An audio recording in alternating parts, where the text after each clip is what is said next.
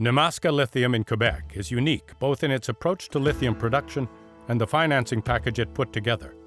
I think prior to this financing, there really wasn't a financing of that size done in the mining space. So this is a significant milestone, not only for Nemaska, but I think also for the mining space in general, in that it was over $1 billion Canadian that was raised.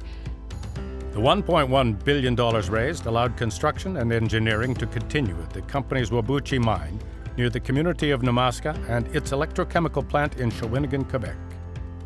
The minute we got the money, we called our construction guys and give them the go-ahead to proceed with ordering and confirming the long lead items so that we can secure construction. Putting together such a large financing package had its challenges.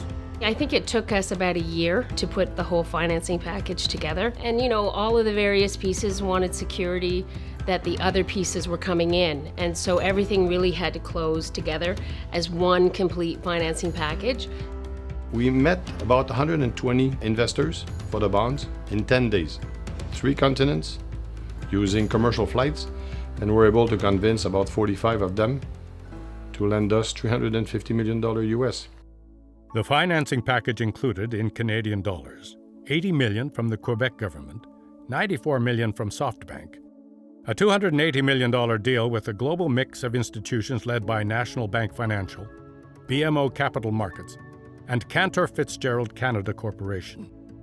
And in US dollars, a $150 million streaming agreement with Orion Mine Finance and a $350 million Nordic bond offering listed on the Oslo Stock Exchange.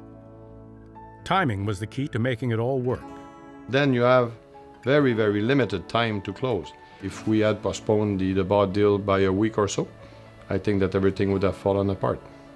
Nemaska Lithium is unique in that it's a vertically integrated producer, taking the mineral from mine to converted products and doing it with a patented electrolysis process.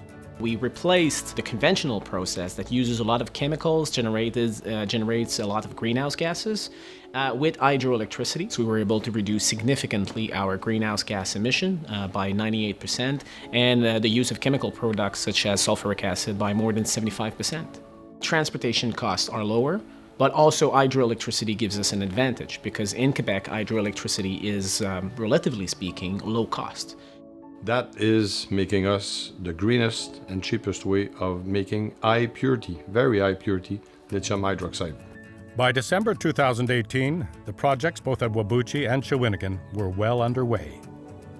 The target for production out of Whabouchi is the end of 2019, so the last quarter of 2019.